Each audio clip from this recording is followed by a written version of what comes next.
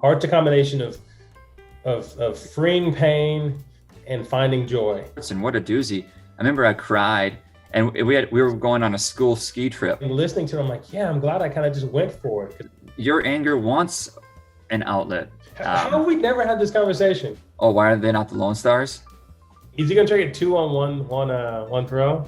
That would be something. Living on pixie sticks. Just snorting pixie sticks, really.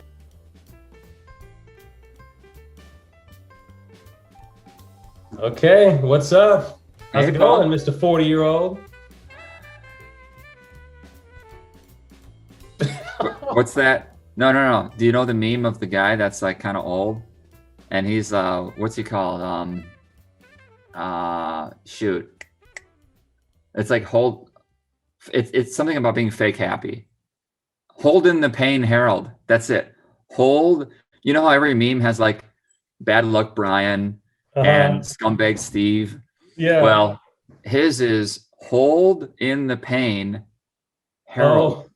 Oh, I'm sure I know this. I'm sure because it's the older guy at the computer, and he's like, and then he's just he's not doing a thumbs up. There's like a kid meme where he's like kind of like, yeah, whatever, dude. And then there's the Rambo one where he's all like muddy and bloody, and he's like we're doing good. But the hold in the pain Harold is he's just looking up and smiling at the computer. He's got a smile like you can tell there's something in the pain. Like I don't know. Everything's fine. It's kind of like the dog with the flames. Everything's fine. When you know there's something back there that he's not okay with. So what? Okay, when I turned 40, it was just I had no real. I'm holding the pain. What is the thing? Like I can tell it was 40 was kind of like this sad day for you. Felt. Well, the last day of 39 was sad. Why? I felt sad about. I don't know. I think it depends how aware and how awake you are, and if you're kind of like la-di-da in life, then yeah, whatever, just a number. But if you're a little bit aware and awake, you're like, oh my gosh, that's half my life. And then if you're you ever notice how things in life are kind of like this, where there's like two sides to a thing, either you're upset or you're okay with it. And then depending on how advanced you are in like actualizing yourself will determine which side you're on, but it's like alternate. So for instance, you'll be fine with it if you're like someone who doesn't take any responsibility for themselves and they don't have any, it's like they don't really care about anything. Oh, then I'm fine with it. Yeah, whatever. You can speak casually, flippantly about it. But then if you are aware of it, it can be a problem, because then you're like, oh my God, half my life's done. I haven't done enough with my life. I want a family. I don't have a family, whatever. But then if you're at a place where you're more at peace, you're aware of it, but you're at peace. So you're back on this side of it. So, okay, well, where did you want to be at 40? I mean, what is the thing? I found myself a little right here at 39. My last night of 39. It just, I guess just the image of a 40. So what I was able to do was sitting there reflecting. I was actually in the shower, a shower thought. I imagine what a 40-year-old person looked like in my head. And then I said, that's me. And it was just like, holy cow, like it just hit me. And I mean, personally, I am without wife, family, those sorts of things. Career, but even more than just those specifics, it was the general idea of being 40, because 40 is like a state of being. Like I'm a 40-year-old man. Like there's no getting around the 30-something thing anymore. There's this kind of youthful arrogance that we all have at some point, to think that somehow being in our 20s is better than being in our 30s, and sometimes being in our 30s is better than being in our 40s. Sometimes being in our 40s.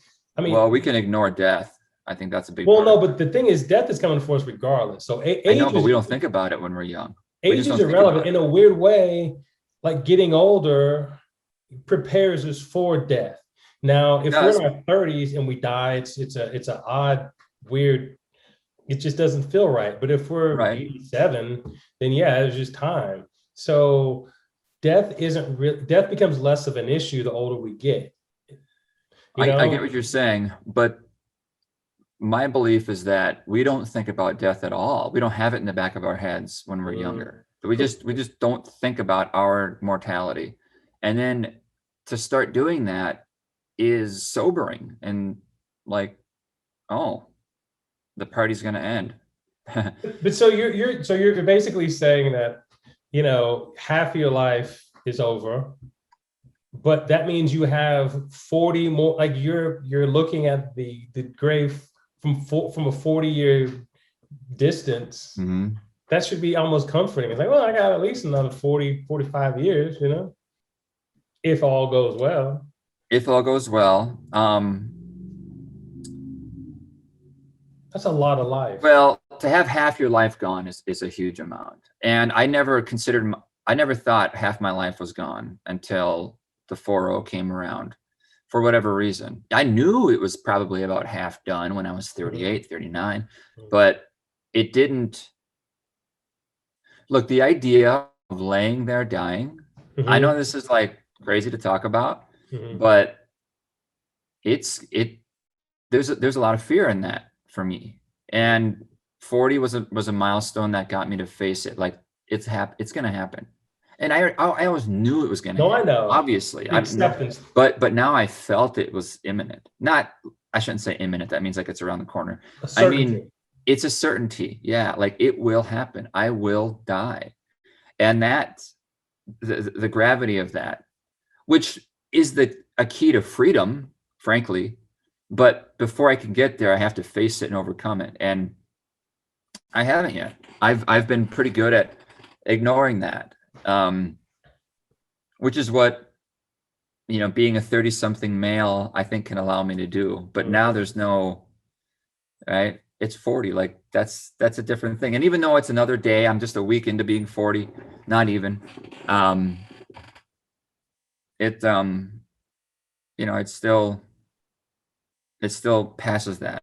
And now when someone asks how old I am, and there's just, even though there's a social weight to it, which is a construct, whatever. I mean, whether it's 35 or 40 or 45, I mean, at some point you have to face the music and, or at least begin to consider it, because it's like, at some point you have to drive home from the party.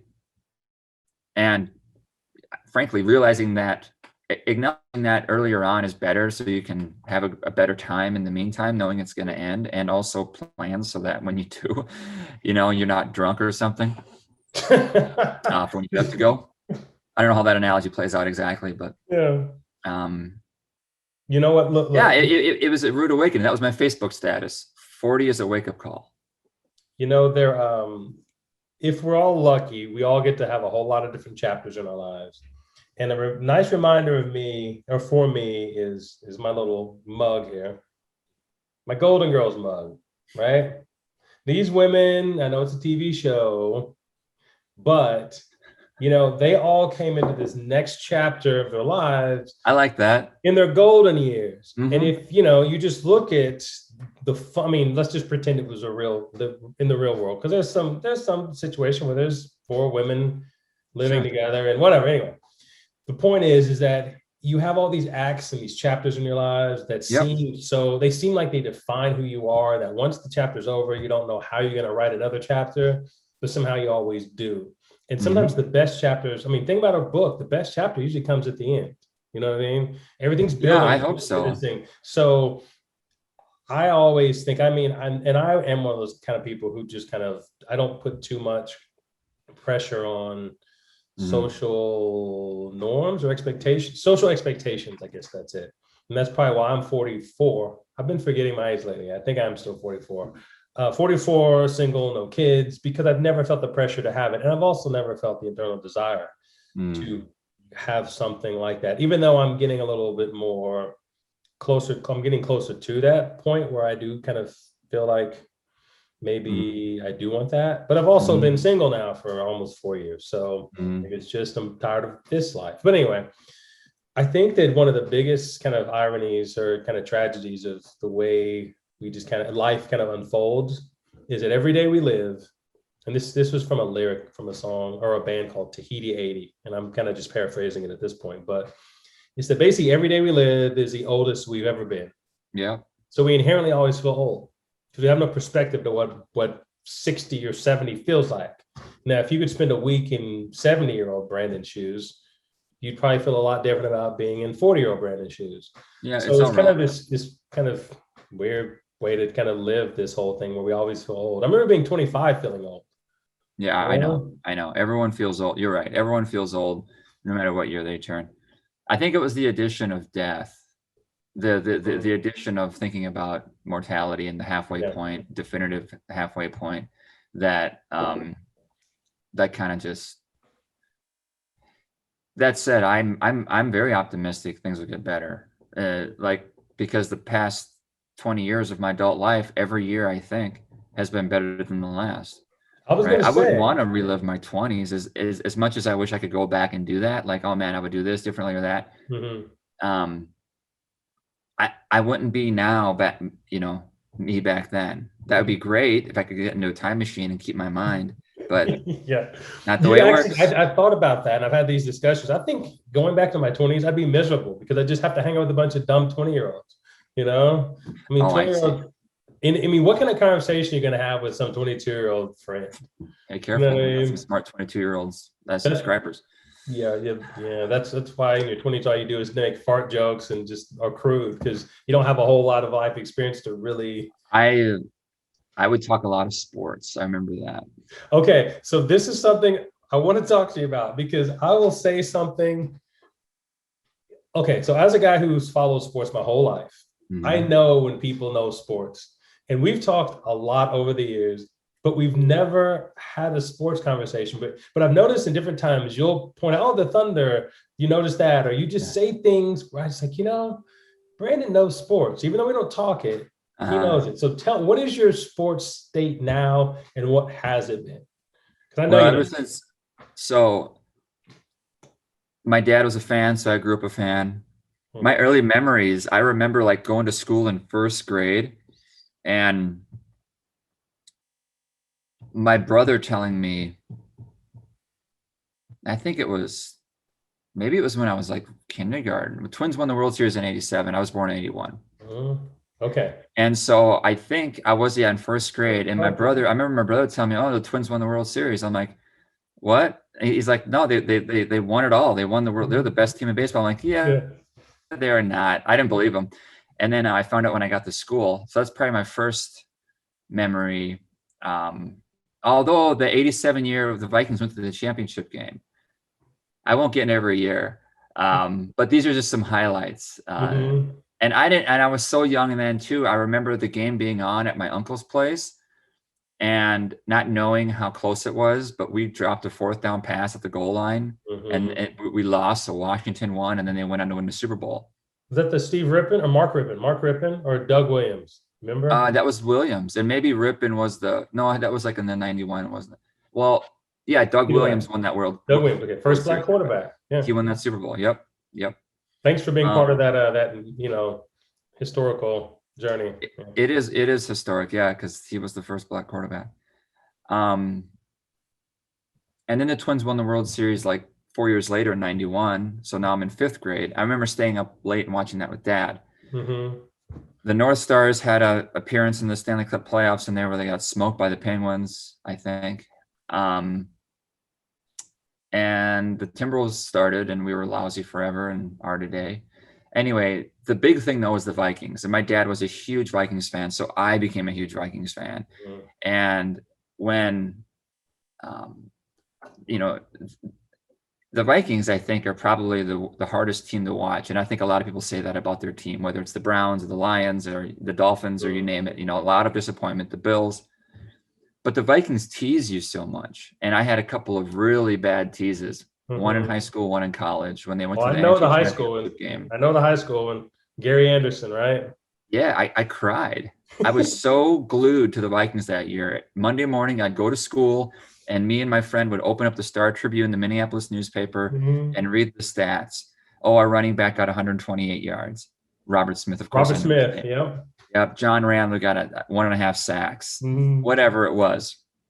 Of course, Randy Moss was a rookie. But they lost, and I was just shocked. It was my first huge disappointment in sports, and what a doozy. I remember I cried, and we were going on a school ski trip. I'm not laughing because you cried. I'm laughing because I understand that pain. Yes. Yeah.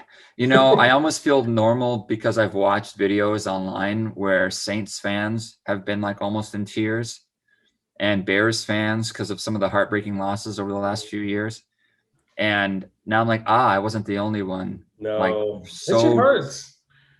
I got so wrapped up in sports, it became like a 10-hour thing in college now. I'm watching football from 11 a.m. And if the Vikings win, I want to keep watching, and I'm following all the teams. I'm looking at all the stats, fantasy football. If the Vikings lose, I'm like, who cares? You know, I'm mad. How have we never had this conversation? Because I mean, I have a very similar sports. Maybe we both knew that we needed to not. When I met you 10 years ago, I started breaking away from sports when I got sober in my mid-20s. Well, good for and you. Sports was, I still recognize how sports would just draw me in, how I'd get totally attached to it. I'd watch every pitch of a Twins game when they're playing like the Yankees, something important. And, you know, a friend would talk and I wouldn't listen. I had to watch every pitch. I mean, it was nuts. So I'm like, I got to break away from this. So I remember scheduling things. I was tutoring some Somalians one year, doing some like English learning deal. This is probably 12 years ago or more. And I said, let's do it Sunday afternoons, I said. And so I would schedule things over the Vikings games so I wouldn't stay home and watch them. What's funny though is that like 2:55 or 2:45 would roll around and I would say, hey, Faduma, do you mind if we turn the TV on for a minute? And I'm like, I'm going to teach you some American culture. How about that? Yeah, this is good old American. This for you. This is for you. Yeah, just for her. Yeah, learn some words or some math in terms of yards to go and whatnot. And I remember once watching the Vikings beat the Bears at her place. So it's been a slow breakaway, but it's funny how I'm still like, I don't think that's ever going to go away, because 2 years ago when the Vikings were good again, they got to the playoffs. They played the Saints in the first round. They were given no chance. Nobody picked them to win. Like every talking head in sports, ESPN, Fox News, whatever, or Fox Sports, they were all like, you know, Saints. Oh yeah, I mean, they're a division winner. Their home field advantage. Vikings kind of backed into the playoffs, wild card, and the Vikings won. Stephon Diggs, Kirk Cousins. That was a different one. I remember that one very well too. But the one 2 years ago was an overtime bomb that got us down within the 5-yard line in overtime. So if you're down that close. Oh, wait, that wasn't the Stephon Diggs one? No, it was 2 years after that, I think. Stephon Diggs was like, I remember that well too, but that was great. That was the Saints. Just 2 years ago. I am, a year and a half ago, really, because it's May and this would have been December or January of that year.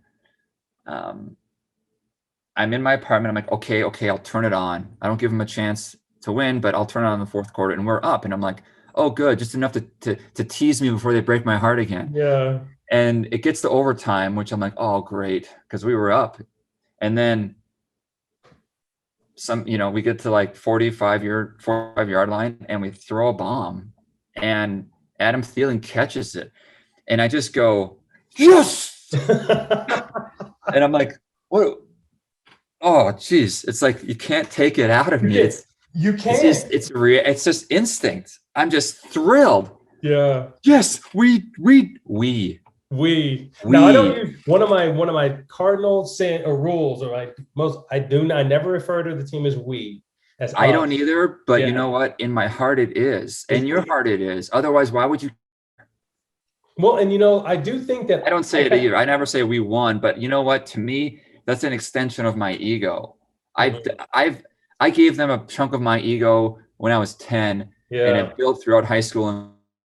And it's like, I can't ever undo that. It feels like I can distance myself. And Yeah. last year was easy to distance. One, there was no one in the stands. Yeah. Vikings weren't doing well. So I was just like, I hardly watched the down all last year. And Yeah. that No, was and I'm with you. I don't say we because it feels I guess in a way it feels kind of arrogant or some I don't know, whatever. I'm not out there sweating and whatever. But you know what? When I think about like the Thunder, I have been a fan since the second they moved to Oklahoma City.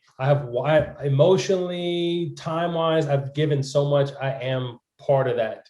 The team, I'm part of that team. I'm part of that culture. So when I say we, I can say we, even though I don't. I know I can, and I probably should. But no, so I'm kind of like you. I have been a sports fan my whole life, but I've kind of been weeding myself off of sports. And it's kind of started, where one year I'm like, the NFL kind of just was getting my nerves from some of just the way they conduct their business. It was, in a weird, okay. So it was the Deflategate Tom Brady season where the NFL suspended him for deflating footballs, where it's kind of funny. The thing that got me, I'm not a huge Patriots fan. I'm not a Patriots fan. I'm not a Tom Brady fan. But what pissed me off as much as anything, concussions, this and that, denying of that and all this, was Deflategate, because it was basically, from a scientific standpoint, there was no way Tom Brady, they had evidence that he was deflating balls. It just wasn't there, but yet they wanted him, for whatever reason, to take one of the biggest stars and make him a scapegoat for who knows why. And the science behind it is what pissed me off the most, that I said, screw this league. If they can't believe in basic science, then that's just another reason why I don't need to watch. So I boycotted the NFL for a year. And I watch, but I don't have a whole lot of investment. Who's been your team? So, and that's probably one of the main reasons is that I don't care as much. Being from Oklahoma, there's no team here. Yeah. So I would bounce around. So as a kid, I loved like the Saints and the Falcons because they had cool uniforms. Like I was pulling for the Falcons when they beat your Vikings. So anyway, and they got blasted in the Super Bowl. But my real teams were the Chargers. Well, was the Chargers when they were in San Diego. I lived there. They had LaDainian Tomlinson, who's prior to this day one of my top two athletes or favorite football players. Him and Steve Smith, the receiver from Carolina. But I love LT, and I got him in his prime, at his peak, and it was just, I loved them. But they were one of those teams that, kind of like the Vikings, they'd get to the right there to the door, they'd knock on it, and then they do something stupid. And then I was a Vikings fan. I liked the Vikings. I was there doing Adrian Peterson years and watching that stupid team where, taking Adrian Peterson out on third downs made no sense, but whatever. But anyway, but I've since kind of gotten off that train. But last night, so I'm like you though, the Thunder are the only team that I really care about, but I can still get excited for just random sporting events. Like last night, the Warriors and the Lakers were playing. And I don't know do you know anything about the game last night? No, is it playoffs now? So they're doing this new thing in the NBA where they have this play-in game, right? So both conferences, you have the top 6 are in the playoffs, right? Usually 7 and 8 are in the playoffs, but this year 7 and 8 and 9 and 10 have a chance to get in the playoffs. So 7 and 8 have a 1-game playoff where the winner of 7 and 8 gets to be the 7th seed. And then you have 9 and 10. Whoever wins that game gets to play the loser of 7 and 8, and the winner of that game gets to be the 8th seed. Does that make sense? Yeah. So it adds this extra thing. Clever. So this year, so the Warriors were the 7th seed the Warriors were the 8th seed, the Lakers were the 7th seed. Both teams were traditionally really good, but they had injuries and all that. So last night, this game between the Lakers and the Warriors in the play-in game was phenomenal. Steph Curry is the only player. I mean, he's going nuts, hitting threes. LeBron James he's a little rusty in the first half, but comes back in the second half and is just carrying the team. So they get down to the last possession and it's a tie, or the last minute, it's a tie game. Steph Curry is known for bombing threes from damn near half court. So what happens this game? So LeBron James, a few plays later, he got scraped in the eye, and the whole time he's just from that point on, he's just like, I can't even see my eye, I can't see. This dude, this he gets the ball, and time is running out on the shot clock with, under a minute to go. He's, 5 feet behind the 3-point line, throws a 3 up, and what does it do?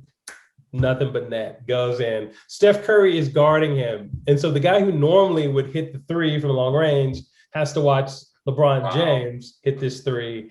And that was it. The Warriors got the ball and then, couldn't score. But it was just this, you look at LeBron, who's 35, 36, you think he should be at the end of his career. And the dude just keeps doing amazing things. Amazing. Where was this? Was this in LA or in the Bay Area? It was in LA. And so last night, I ended up going to just kind of the neighborhood bar, just kind of was sitting there. Cause I just enjoy, like if it's a Thunder game, I'm watching it at home because I'm probably going to be stressed, if it's a major game. But even like this, I just want to be around people and just, even if it's people I'm not even talking to, there's just a public energy. I'm sitting there and just, nobody's really even paying attention because it's whatever, but I'm just glued in.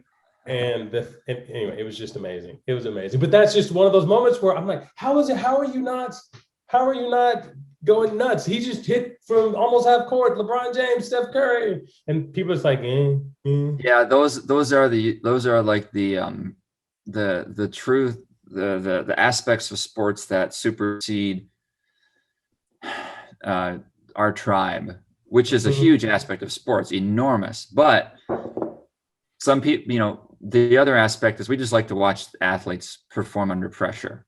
It's greatness. Yeah, it is. Potential. It is. It's a form of. I'm more impressed by it when there's an audience. Like, was there even anyone in the audience? There was limited capacity, but there were people there. It wasn't okay. Well, that's good. Like, I remember watching LeBron, and he's like 19 or whatever, like hit these clutch free throws, and I remember thinking like, I would be nervous shooting free throws if I was playing a pickup game and it was for the win. Yeah. Do it as a 19-year-old. I mean, I was blown away that he could handle that pressure. So from like a psychological and of course biological standpoint, it's amazing. It is.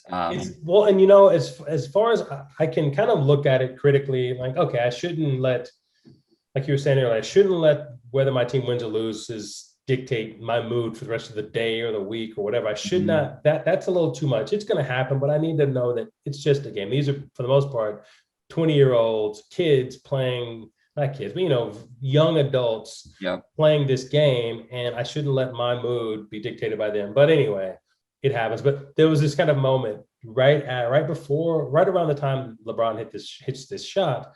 I think I reacted to it. And then there's this bartender comes over, and it was karaoke night. So people were singing. She always sings these shows like musical numbers that are all dramatic and all over the place. Nobody really wants to hear them, but that's her thing. And I'm all for musical songs, but something about it been done in karaoke multiple times just feels like the mood, whatever. So anyway, she looks at me and she says, you pay attention to that? And I said, yeah, it's beautiful. Like, it's art. Like, how can you not appreciate, you can go to a musical and watch people on stage perform and do the lines and you can be impressed by it. This is the same thing, except there's no script. There's no known outcome. Anything can happen. And when you put the most talented athletes on the planet on a stage and give them a reason to win, like, there's anything can happen. And last night, something amazing kind of happened. And I kind of find it so kind of confusing that people who are into certain types of competition or certain types of, showmanship don't appreciate sports, because it's the ultimate reality TV, right? There's no, well, it's not the ultimate reality TV if you care about, I mean, because it's and of course there are interpersonal factors. We all know this. That's why we like to see LeBron and Steph Curry, because we watch them play in the championship a few times. Yeah. So we know the backstory, but that, if you like pure drama, you're going to want to straight up just watch, Desperate Housewives. I don't even know what's on TV right now. Nothing. You want to watch a show that's all about relationships, basically. and life and real life situations that are like sports is just a proxy for like they're just athletes out there doing an athletic thing. But there's drama within the, like, think about, There is, like when but it's the out within Warriors. that within the game, and it's not a game that people all appreciate. Like, you know, there's that too. Like there's I like the X's and O's of football myself, Mhm. but you know, Yeah. if someone doesn't like that, then okay.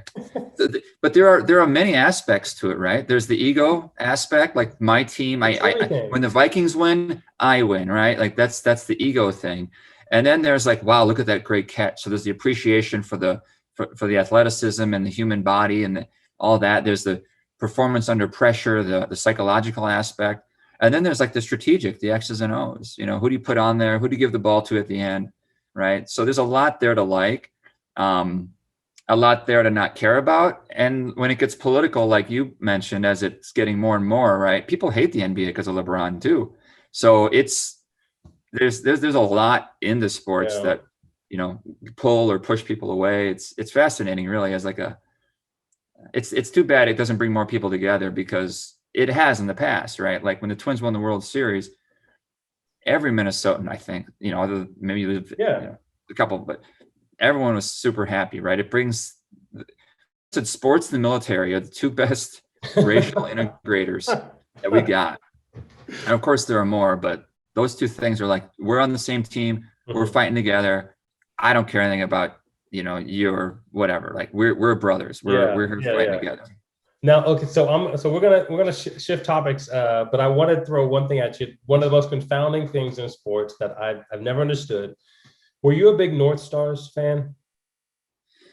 Well, The hockey remember I team? told you I watched them when I was very little play in the Stanley Cup, but I was too young to care. I was like in, gosh, third, fourth grade. I really didn't care then about hockey. We never played hockey either. Yeah. So, but they were the Minnesota team, Mike Modano, I think.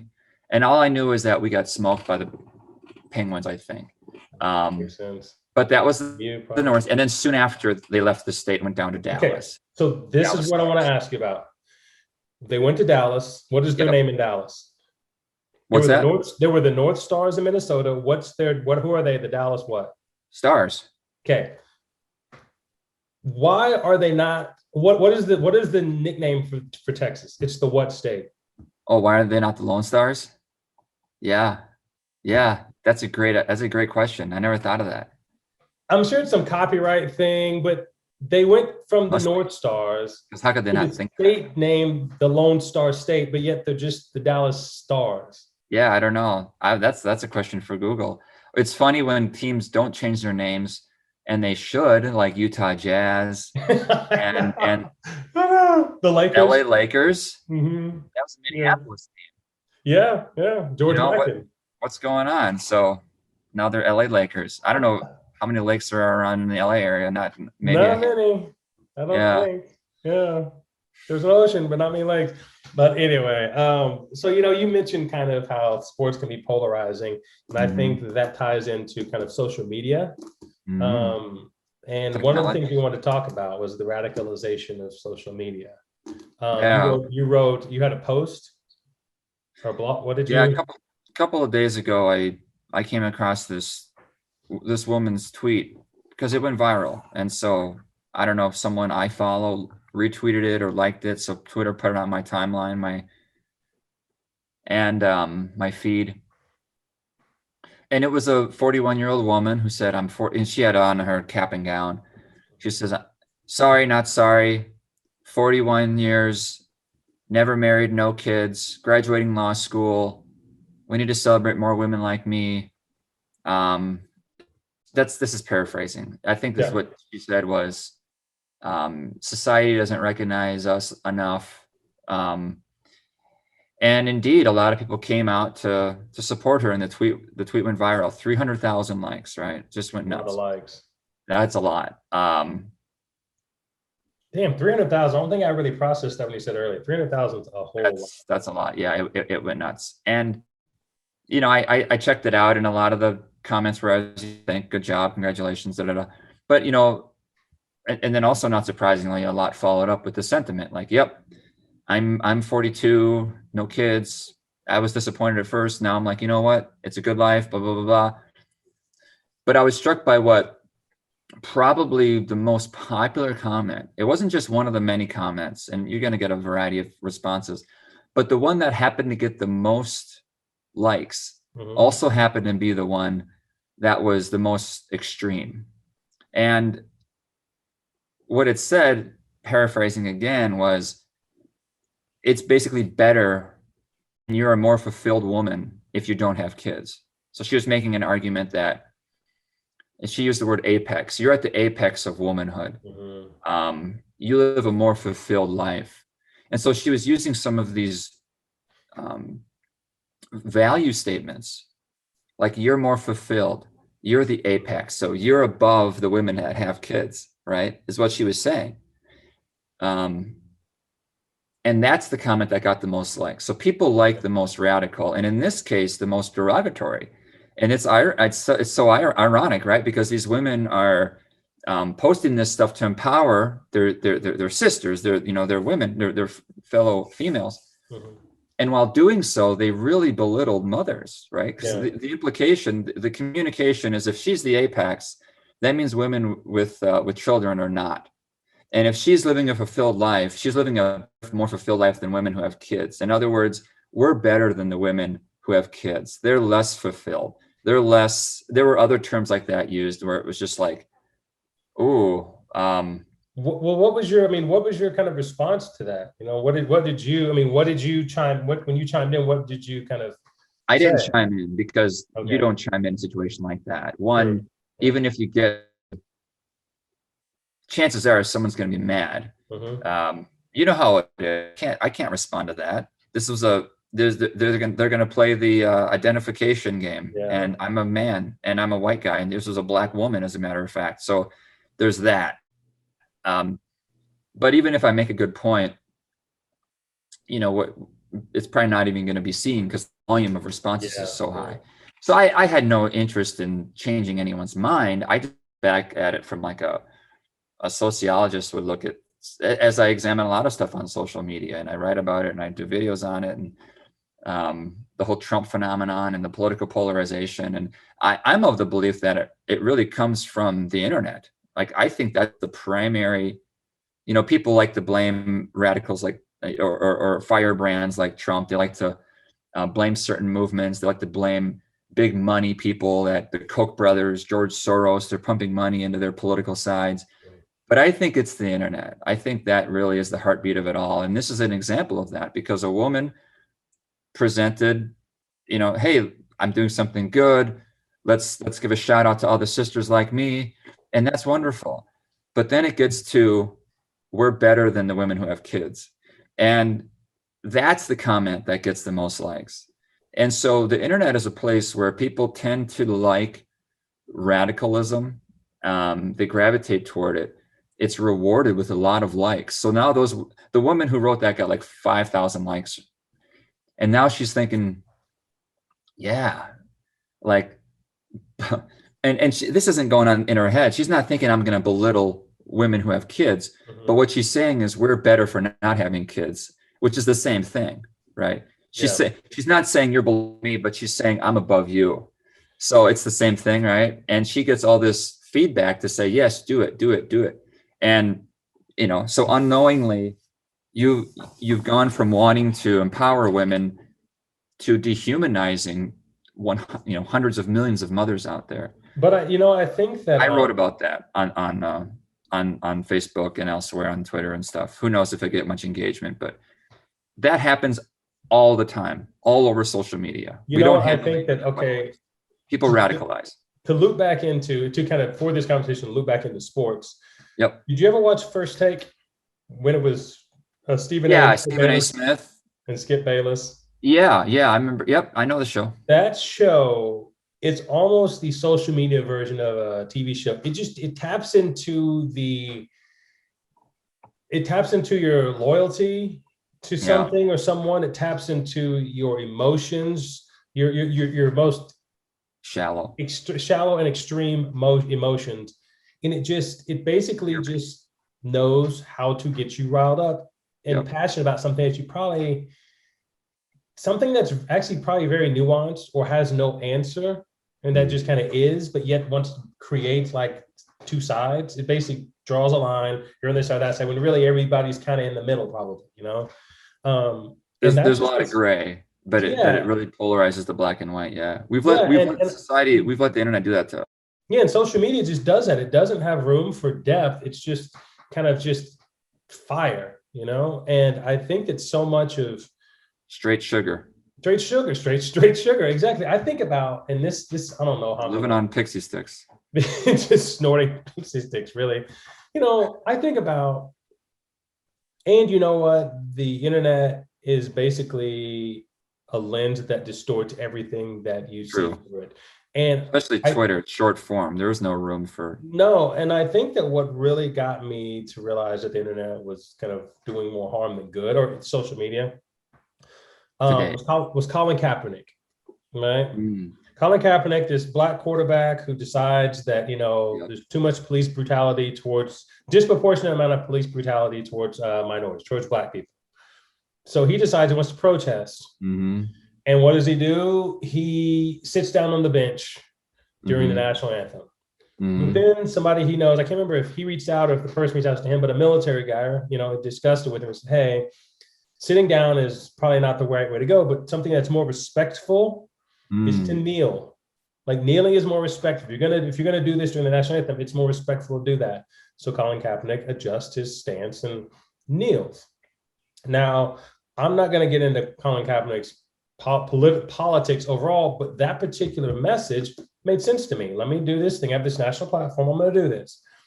And there's a version of just a normal human being can say, yeah, you know, I've seen the news over, you know, that this is something that needs to be addressed.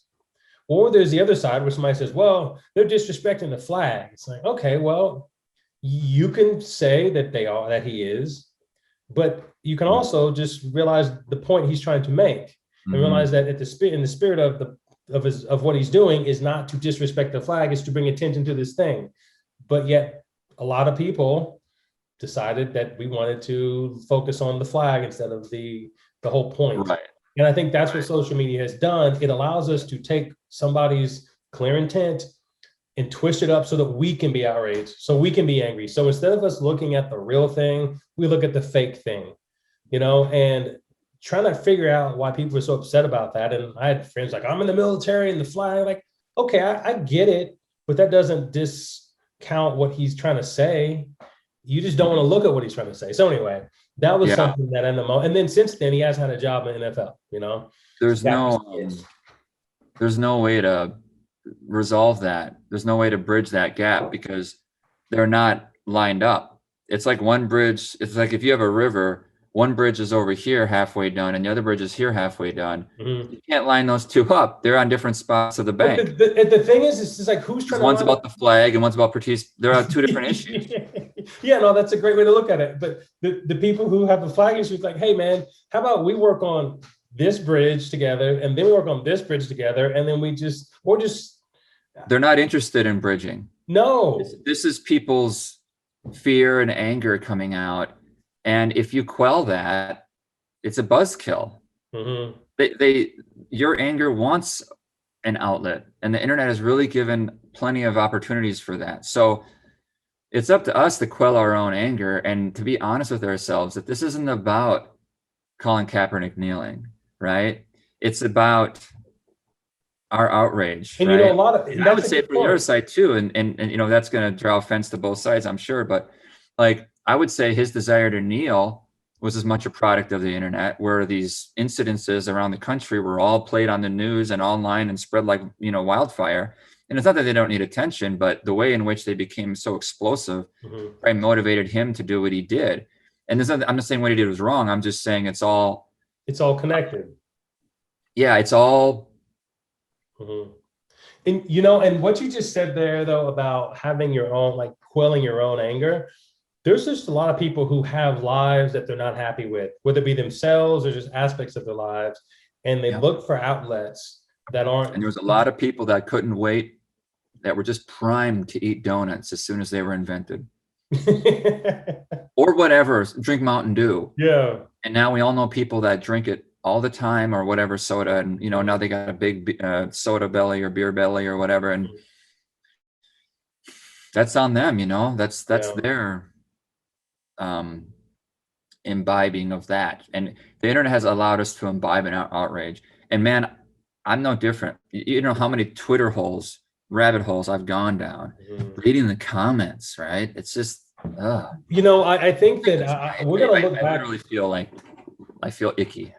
We're gonna look back at this time and just kind of be almost ashamed that we got taken by this. The internet is just a practical joke for the most part, and thinking that someone you've never met, that you've never seen, that you'll never meet, that might not even be real, that you're spending your life, these 40 years you've got, how much of the last 10 years have you spent getting upset with someone who doesn't even really exist?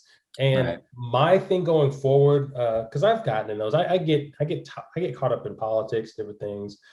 I do think that they tend to be more. I don't go down too many rabbit holes with that, but I don't know. The internet is for trolls now. It's just Trollville, and I don't think real conversations are had on the internet. I'm gonna. Something happened to me earlier today that I kind of wanted to bring up earlier, but it kind of makes sense now.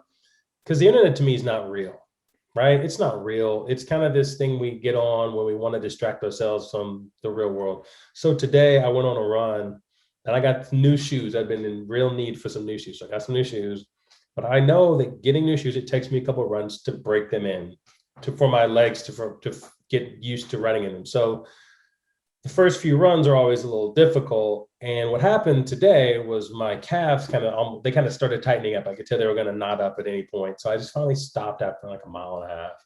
I'm not going to fight this. I'll just walk. Well, I was walking home and about, I don't know, a few streets from my place. And there's this guy outside, this old guy. And we just kind of do the, hey, how you doing? How you doing? And it's going to rain. I don't know. I need to mow my grass before it does, blah, blah, blah. And I looking at his grass, at his lawn, and he's got a nice lawn, almost city anywhere. And I'm thinking, my grass is basically weed. It's been overtaken by weeds. I need to figure this out. This guy's got a nice lawn. I'm going to ask him. So I just say, hey, man, can I ask you a question? He says, sure. Say, how do you get your yard to look the way it does? Like, how do you get rid of weeds? I have a yard full of weeds. How do you do this? And he goes on to tell me kind of what he does. And man, we talked for about an hour. Wow. Just random things. And everybody who kind of walked down or drove down the street, waved at him or honked at him. And he was just kind of like, this guy knows everybody around. He knows their stories. He knows their names. He knows human beings. Yeah. And I've lived in a lot of places and I've always had this transient attitude for the most part. Even when I stayed for years, I always felt like I was just in transit to somewhere else. I have no desire to leave where I am now. And I've been thinking about how I need to build a community. Mm-hmm. And the whole time I'm talking to him for an hour, I didn't check my phone. I didn't look on Instagram or Twitter. And it felt good. I mean, we had this real conversation. And now, next time I'm walking, I'm going to specifically go down that road so I can maybe see him, Yeah, we have to learn how to. Yeah. We have to learn how to let the internet supplement our life and not have it displace it. And it's not real. And so I think all the time we spend on the internet is time we could be doing something else, something more fulfilling, something real. Even if it's just sleeping, sleeping is better than being online. Other than maybe checking a little, like I might check a score or do this or that, that's fine. But the reading through comments, going deep dives into dumb people's opinions is kind of makes us dumb. Right. And I don't say this to point of. No, and I say this as someone who's been dumbed a lot by this stuff. Yeah. And I look at like your like the Periphery. You go out and meet human beings and you put their stories on YouTube. And it's great because we get to meet real people through you. And that's the time, like you doing that is good for all of us. Reading through comments is good for no one. Though, I mean, that's all comments are bad. I did get a comment from, why can I never remember her name? Becky. I got from Becky off the last pod. And did you read my response? I did. It was fine. Yes. I tried to be very, kind, because she deserved just me to give a proper response, respectful response. But anyway, all that is, I think that even it's weird even talking about it almost feels like a waste of time, Well, you got to talk about the issue at hand, the concern at hand, and it's not like it's not an issue. It would be a waste of time to talk about a disease you don't have, like treating a disease you don't have. But we do have this disease, and this is an issue, and it's enlightening to me to hear you say that, Paul. So I'm glad you're sharing it. I'm reflecting on my own tendency to get wrapped up in things online, and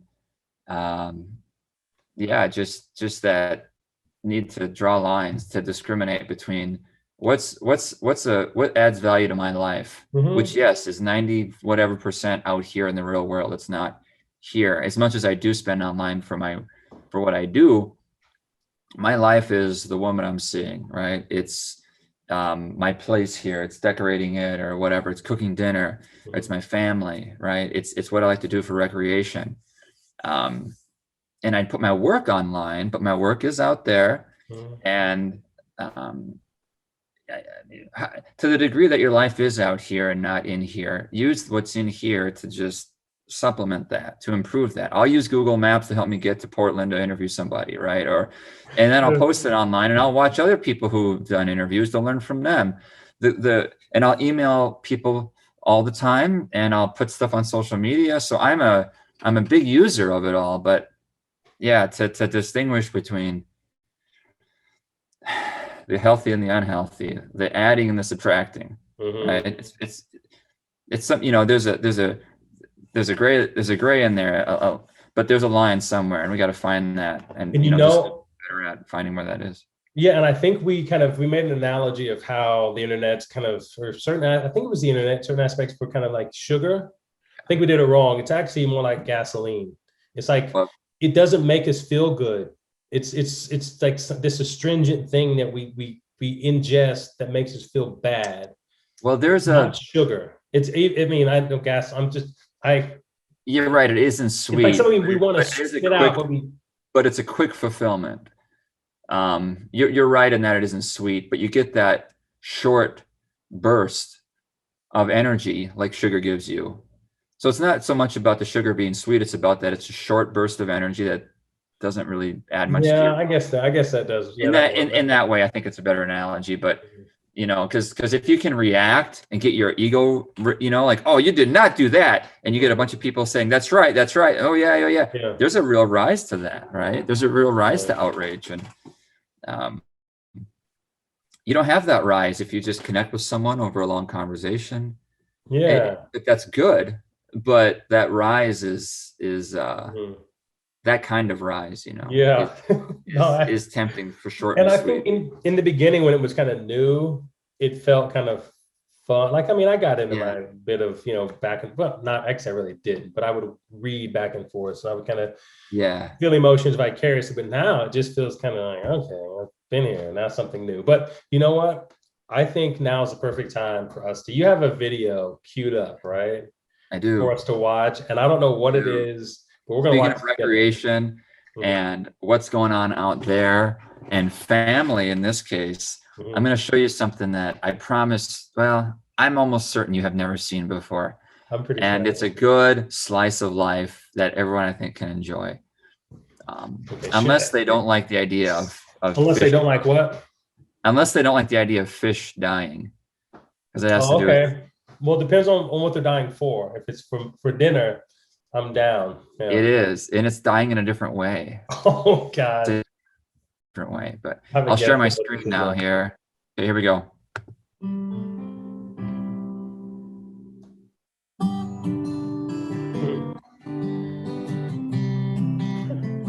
Oh my gosh, is that a rake? My grandpa, my great uncle. Great. What do you think the temperature is right there?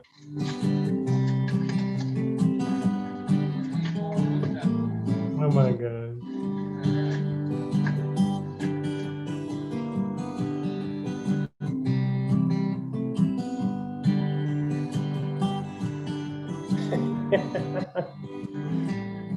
Northern, he sure wants that thing going. Oh God.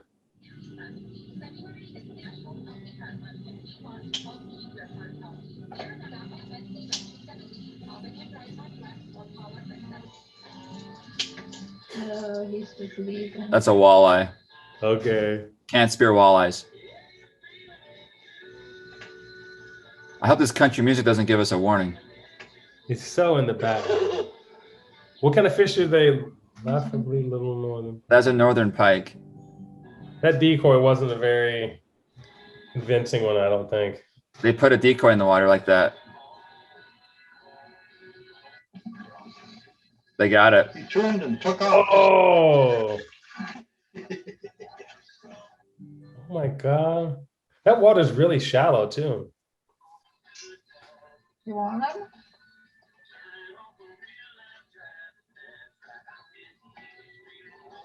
Okay. Oh man. Oh, that hurts just watching. He's such a good thrower of that spear. I've tried his Seriously. spears like veers. Oh man. Not a bad day at all for you all.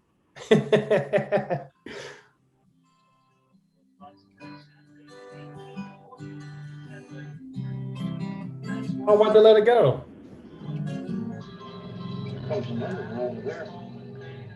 See, one over there too. Can he get? Is he gonna try to get two on one throw? That would be something.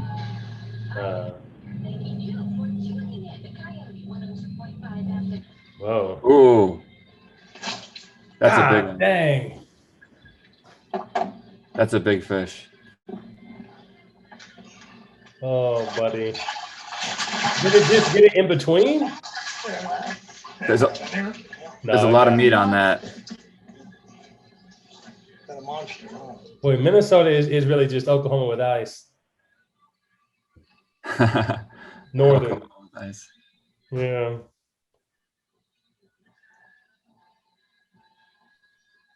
Yeah, those are littler. They don't usually spear them unless you really need one. Get you next year. There's a lot of action. Oh, that's a nice Seriously, one. those decoys. Yeah, they really draw them in. I'm surprised more fish don't attack the decoy, but it only happens once in a while. I think they get up there and realize, oh wait, this isn't a real fish. This is just a perch. They're like walleye, but I think I need to start bringing a hot look at this. decoy to This is a biggie. the bar, so the girls swim up to him and then wait. Never mind. The analogy falls apart. Never That's a mind. big one. Why did they spear it? See that? I don't know. Did you get him in there?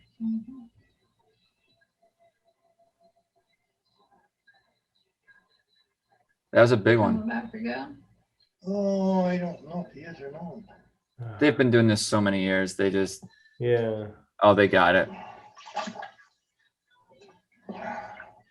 Oh, they almost look like eels. They're so long.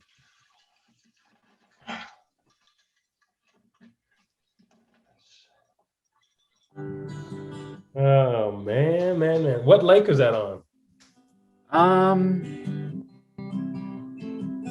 Hmm.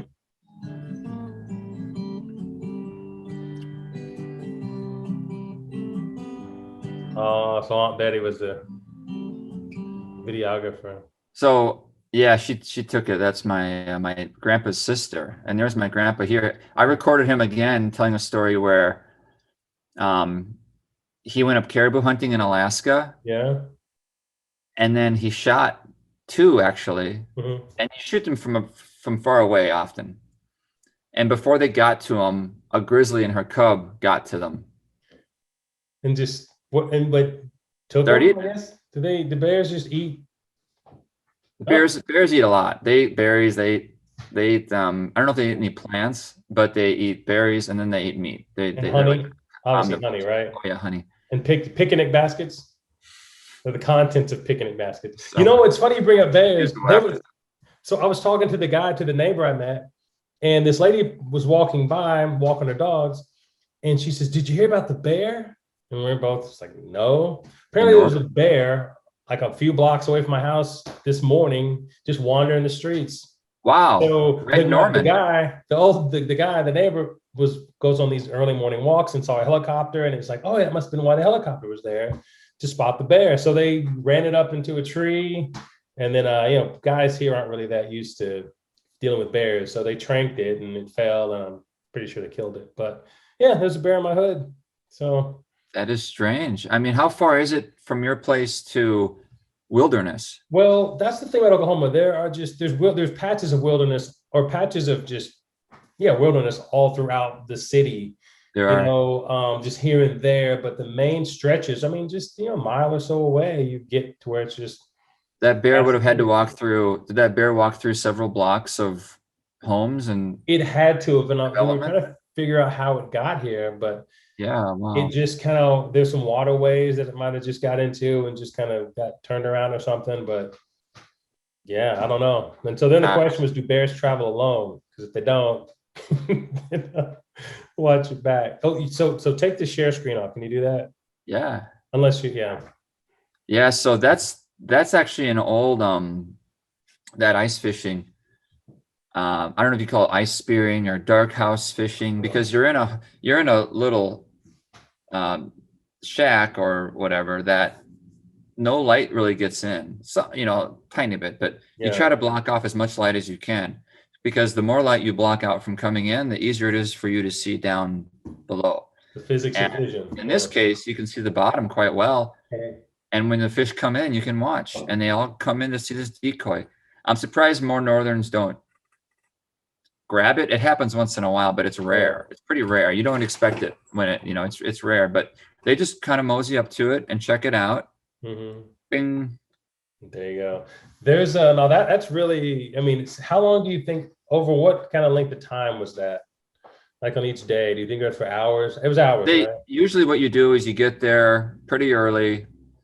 You set up, you're probably fishing by 7, 8, and then you'll do like a morning, and usually you leave by like noon or 1. Okay. That's usually how my family would do it. I go with my dad growing up and my grandpa. My grandpa died just this last summer, so seeing him now was kind of a treat. Yeah. But yeah, he's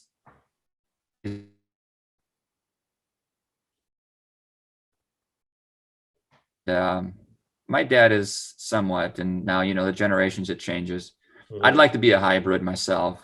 I went hunting. Cut out a little bit. What'd you say? I went hunting for the first time in 20 years this last November, deer hunting up here in Minnesota. And I got a little buck, so I got venison, and I love venison, and I love cooking it, and, cooking the food that you got. I dig it. Joe Rogan helped me get into that a little more. It's got to feel good. I mean, I've never been, hunting, I think early on in my life, I was not a big fan of guns, but that's because I had no exposure to them. But as I kind of got older, I got to know some hunters. I realized that, obviously there's issues. There's a gun problem in this country, but it's not when it comes to hunting. Right. People who hunt and, game hunting, not shooting elephants and whatever, but just hunting, deer and venison, whatever, like, and making food and fishing, all of that it's got to feel so just right, because as humans, that's what we did. We live off the land. I like that description. Yeah, it feels very fitting. Yeah. It's a direct line. Like, being out in nature to me feels appropriate. Yeah. There's a real belonging, and you don't have to be a real, country boy and I grew up in the country. I was in a very small town in northern Minnesota where my, they all still live. The woman you hear and her husband, who is getting most of them, they're still alive. Mm-hmm. My grandpa's passed, but they're all up there where I'm from in northern Minnesota. But I think, I don't know. I would guess for most people, you go to a park or a nature reserve, and you're just around some trees, and you don't see much development. Mm-hmm. People don't like camping. I know, I understand. But if you go to a campground where there's no, you really don't see much man-made stuff, cars, roads. It just, I don't know. I always feel a calm, a belonging, a connectedness. I don't know. You might call it spiritual. I just think it kind of harkens back to a deeper part of our history. And yeah, there's a real connection there. Now, to tie two things together that kind of don't feel like they should be tied together. Being out in nature, natural, that kind of thing. Fishing feels, hunting. I get it. I've been in an ice house or fish house, whatever, fish house, I guess. Yeah. One That's what time. most people think about. I should say too, this is spearing. So the hole is going to be much larger and rectangular. So you can, throw a spear, whereas ice fishing is just you cut a hole and you might be in a little ice shack or a little house, a little shack, or you might just be out in the open lake. But either way, it's a small hole and you just fish through it with a little rod and reel. Well, anyway. So that's what I expected. I dated a girl for a while and we went ice fishing with her parents. And I'm thinking we're going to just, auger out a hole and just have this hut, whatever. These people, man, they had a camper basically that had a toilet, that had a generator, they had the hole cut out. We put the poles, set them on whatever, these holders, and just had our lines in. We had sonar, like detecting when fish come around. So we let the sonar fish basically while we played cribbage. We played cribbage. And we listened to the radio through the speakers in the hut and just kind of hung out like we were just living in the city. And it was such a disconnect when I thought we were going to be in nature, but somehow we were in nature, but had a better setup than most of my apartments, through my kids, I am a fan. You need money, but I am a fan of getting the best of both worlds if possible. So having a nice camper if you go camping rather than just straight up tent. But maybe that'll change too as I get more and more reconnected with nature. And then when I get older still, then I'll want to go back to the camper, but we'll see. But what you're talking about is, there's a proper like shack. It's a proper shack, cabin, one might say, right? Fish house. Cabin. And there might be even a bed in there, right? There might be places to really, and then it becomes sort of like the hunting shack. It becomes just the place to go to have a good time. And we'll go hunting too while we're at it. And here's the fishing. But it's like, that's like the bar is just a place to socialize and let loose. And let's have a drink and hang out at the bar and watch the game. This is like that, but fishing. It's basically where the men would go on the weekend, and you walk outside and it's just the whole, and it was such a trip because I'm not used to life on frozen lakes, but everybody's just, there's cars and big trucks, and campers just all throughout, as far as I can see. It's a whole social. Yeah. And everybody just goes out and smokes a butt and says what's up and talks. And you go back in and you listen to more radio or you grill something on the propane fuel, grill, and you just hang out and just leisure. It was the kind of thing that I think as a living in that climate, you have to find a way to not fight it, to just kind of say, okay, the lake is frozen. Let's go do this thing on the lake and make it something to look forward to, or otherwise you go nuts just being inside and like, the winter sucks. What do we do? It's like, no, we go and we fish, we hang out, we socialize, and drink a bunch of beer, and you let the sonar catch the fish. But anyway.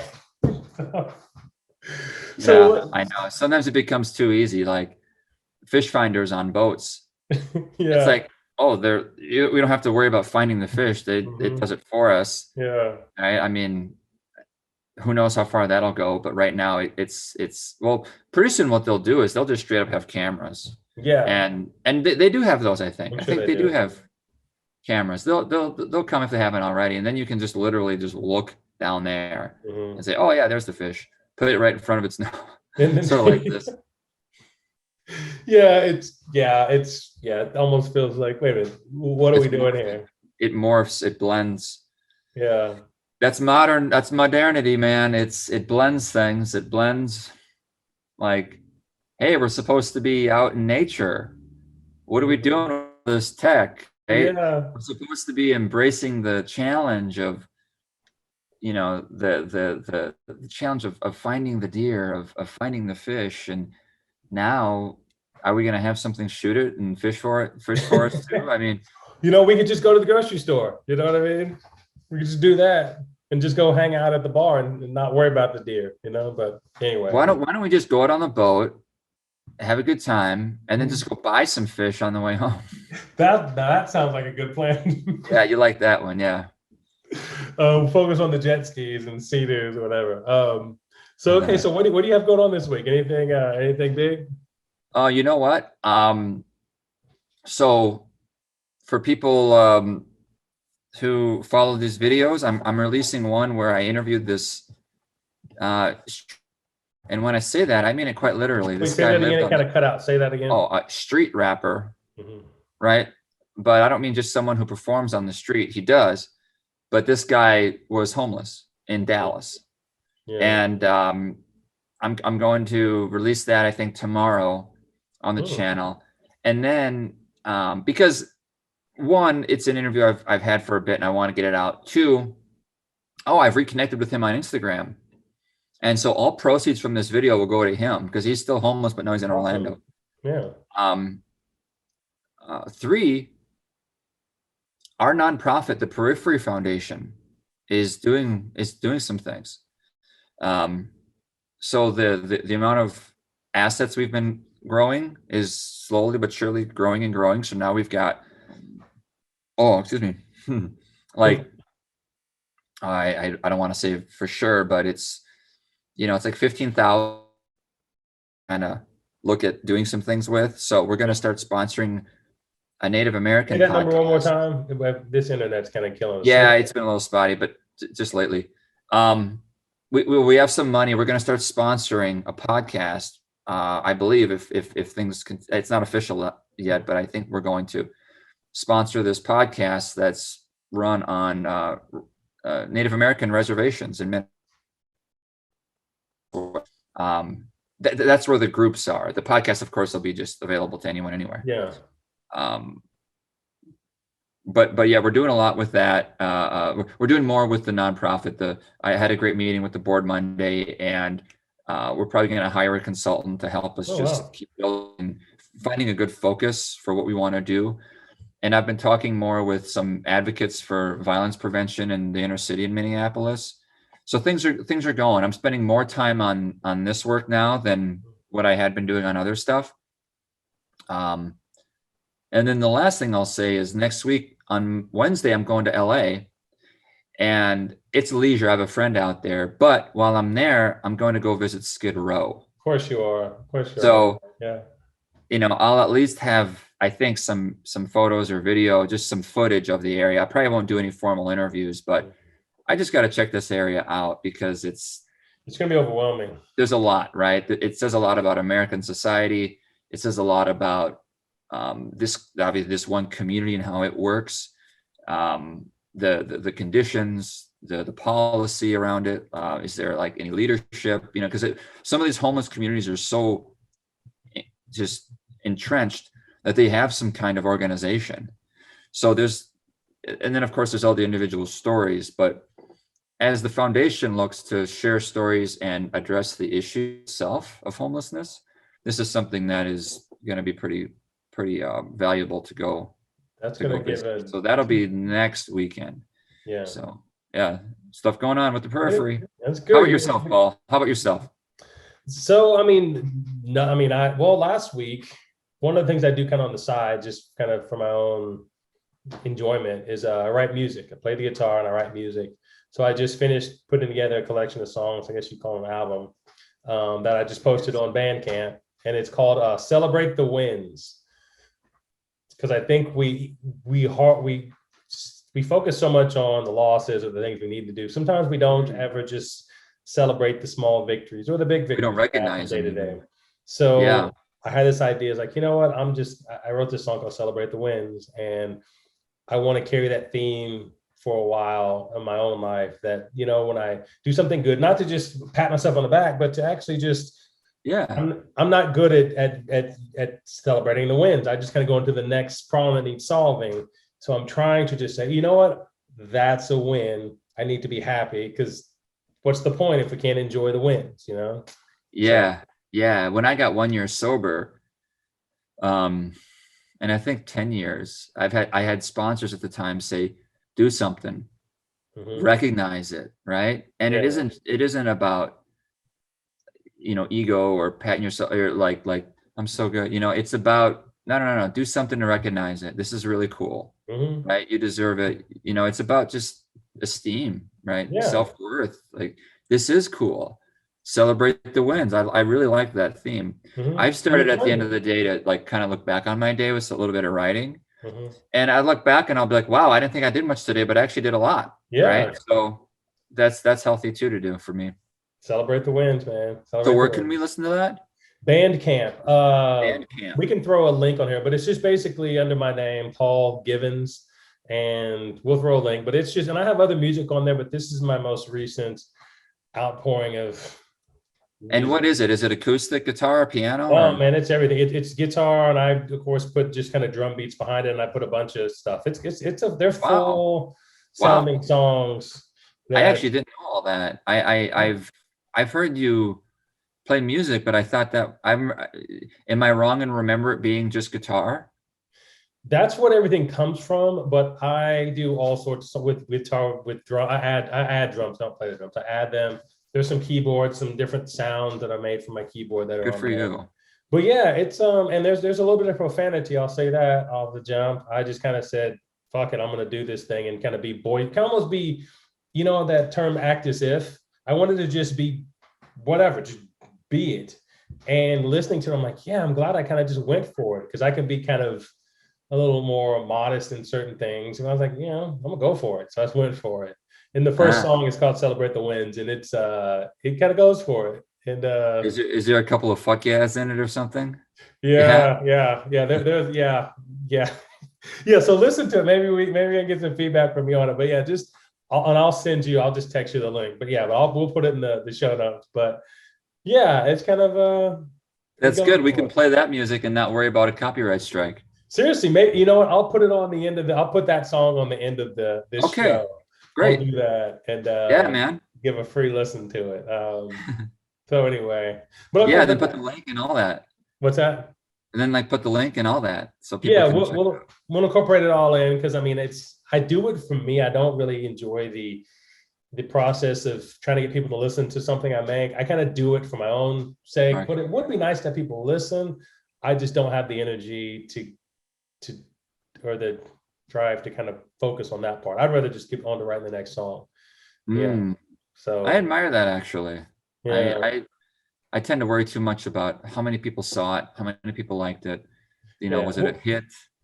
Yeah. Well, and I think I used to do that, but then I realized that I'm not a professional musician. This is stuff that I do by my own Mm, rules. And there's a mm, lot of music that I write that I know that if I had a real person who knew kind of how music was supposed to be put together, they tweak this, change that, change that. But if I did that, I might get one song good that people still probably wouldn't listen to and sacrifice 9 other songs because I didn't just do it my way. So for me, it's just the art that I do, and it's not perfect. It's kind of musically flawed, but I enjoy making it. And I prefer to just enjoy the process versus try to get people to appreciate the end product. yeah, I just Yeah. love the creative state of sitting and creating, like, and I don't know if blissfully is over the top, but just really enjoying that. There's nothing the second you make it an obligation is the second it Mhm. kind of it diminishes it. And for me, the music is something that writing is my first love. And but writing like short stories, like novels or book, whatever. It takes time and it's a different process. It's work.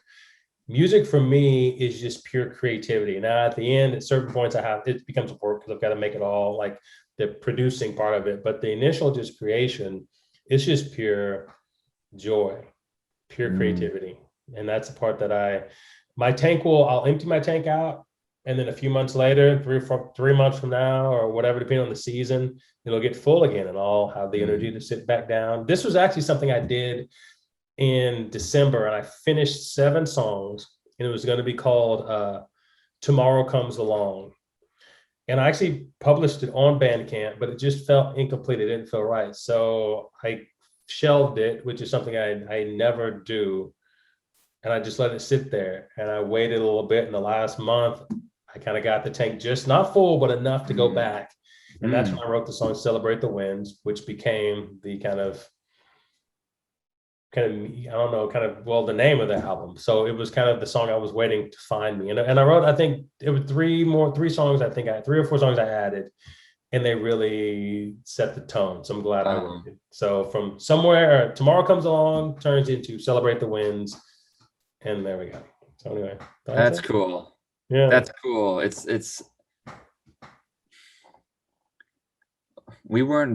Humanity didn't start with that whole endeavor of creation, right? They hunted and gathered, and there were relationships, and there were raising kids and all this and that, and there was dealing with death and all that. But the idea of art and the creative process, like that's a part of the brain that has just, I don't know, been discovered. It's kind of like finance is a part of the brain, or exercising the brain in a way that we didn't have to do forever. And then in the last 10,000 years or however long money is around, now we're dealing with accounting and balance and what's fair and a marketplace. And like creating is like that to me. Like,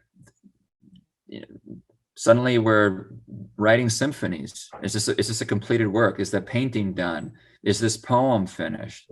Getting in that zone of letting it flow out of you. I tend to think what that a beautiful arm of humanity, though. I think that the first human smile, the first time a human smiled, was kind of connected almost to the first time a human was capable of making art. It's like this extra, like you're not just surviving, you're finding joy in your existence. And I think art ties into art's a combination of freeing pain and finding joy. Right? Yeah, that's the thing. It's just an expression. It doesn't have to be joyful. It can be cathartic to get out pain.